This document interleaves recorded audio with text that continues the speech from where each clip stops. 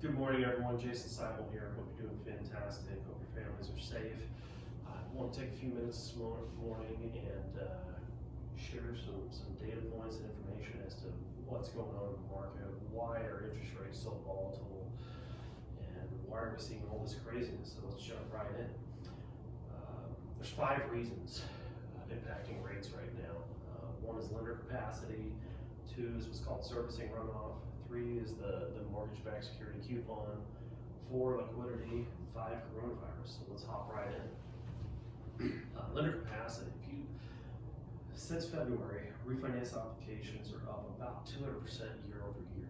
And when you see this type of sudden volume increase during what's traditionally a slower time of year, capacity gets stretched. Mortgage banking lines fill up, which means they sell a loan and then they have to turn around and sell the servicing that loan.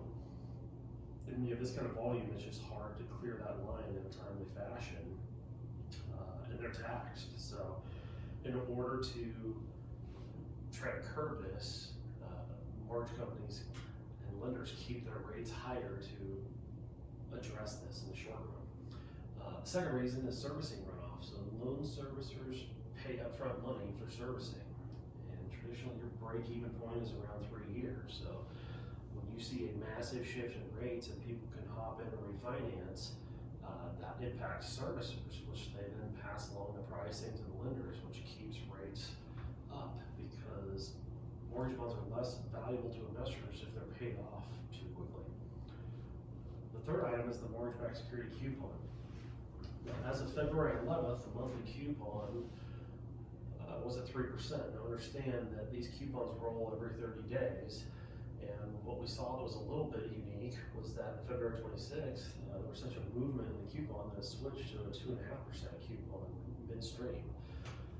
Well, in this situation, lenders are still committed and bid out buckets of money at 3%. So they had a full 2 weeks to deal and address with this, and one or two things happens. They could either come to market and sell money at 2.5 and eat the money that's still going to be at 3%, or they could just keep rates steady until that bucket is full. That's exactly what they did.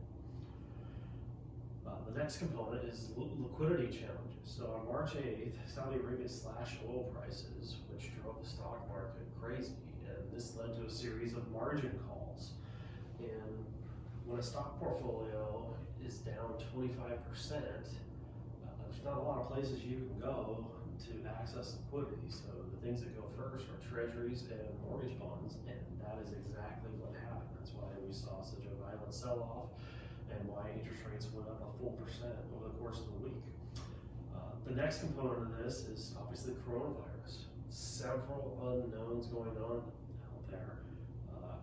Clearly the coronavirus is real. As a country, we've kind of shut things down, and it's going to have a big impact economically. But at this point, we don't know if we're going to be more like Italy, more like South Korea.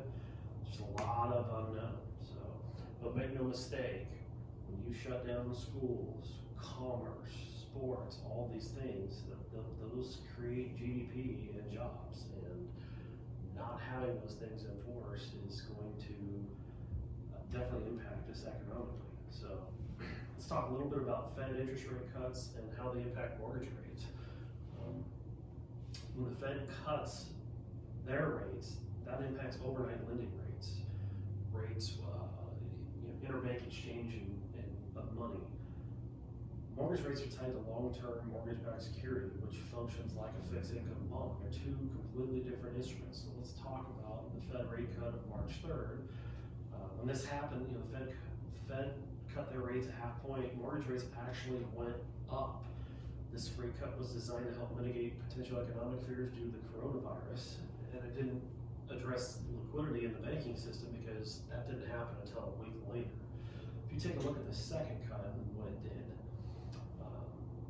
last night or yesterday, the Fed funds rate was cut to 0, and then they took additional steps. They announced they were going to invest $500 million in treasuries and $200 million in mortgage bonds.